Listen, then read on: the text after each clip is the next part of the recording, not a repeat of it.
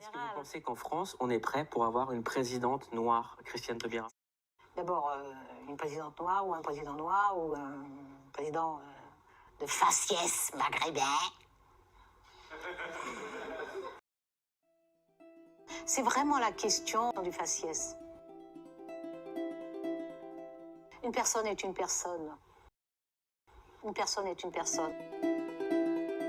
Alors, il y a des malades, il y a des gens qui sont très, très, très fortement fêlés, et définitivement fêlés pour certains. Mais cela ne nous intéresse pas. Est-ce que nous sommes capables, au XXIe siècle, avec tout ce que nous savons, nous avons le monde sous les yeux.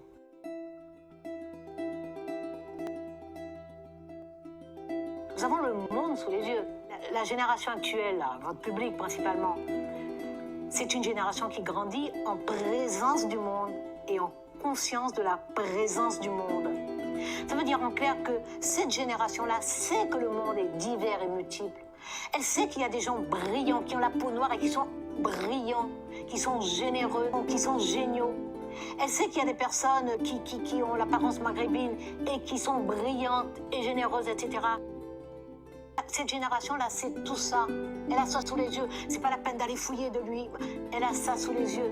Donc cette génération, je crois, est en capacité de se dire qu'une personne est une personne.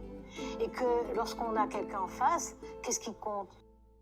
Son mode de pensée, son rapport aux autres, les valeurs et les principes qu'elle s'est donnés et qu'elle respecte.